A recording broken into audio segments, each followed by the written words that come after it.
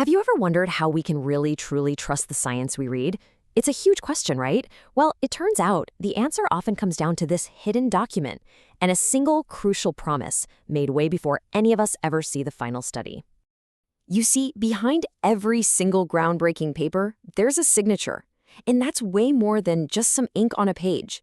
It is a researcher putting their entire reputation on the line, personally guaranteeing that their work is sound.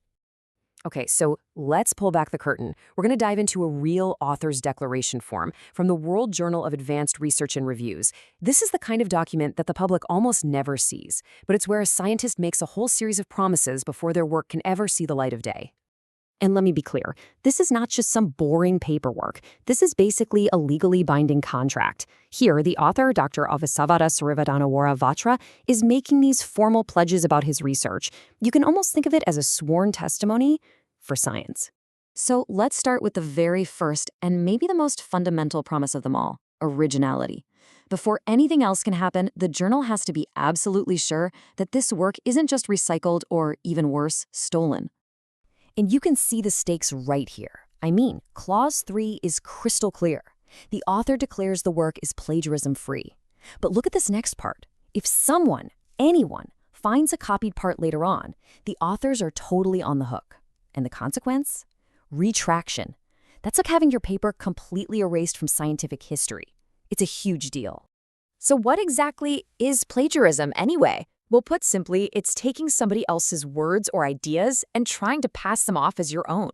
In the world of science, this is basically the cardinal sin, because the whole system is built on giving credit where it's due and honestly building on the work of the people who came before you.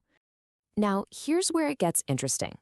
There's a subtle difference here. Clause 2 guarantees the entire paper is new. You can't just send the same study to two different journals.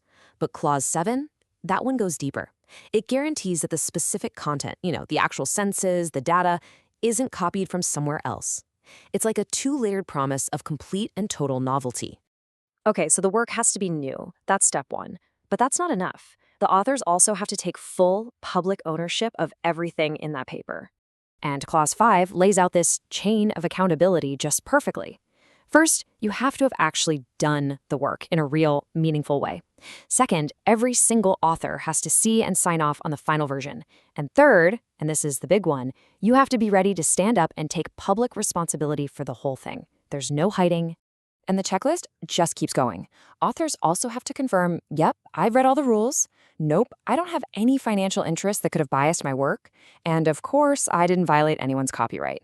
It really builds a complete picture of ethical conduct. All right, next up is a promise that's all about loyalty. Believe it or not, the journal demands an exclusive relationship with this research paper. So why is this so important? This line from Clause 2 is the heart of it. Basically, it stops authors from shopping around their paper to say 5 different journals all at the same time, just hoping one of them bites. It's all about respecting the process. And this timeline really shows us why. The peer review process takes a ton of time and energy.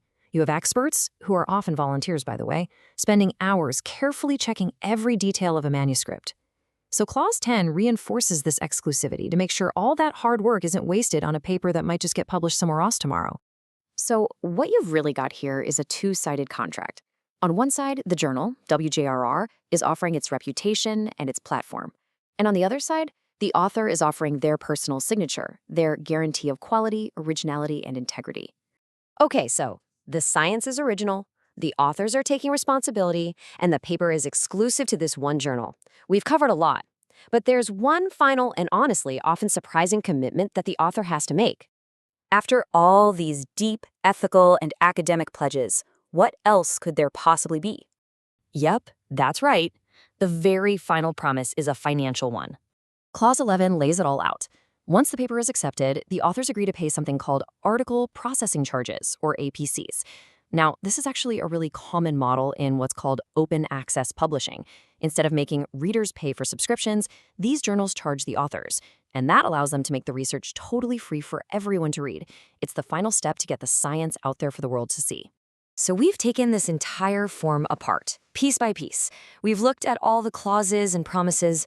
But what's the big deal? Why should any of us really care about this seemingly bureaucratic document? Well, because every single promise we've talked about is like a brick in the foundation of scientific trust. This declaration form, it's the gatekeeper.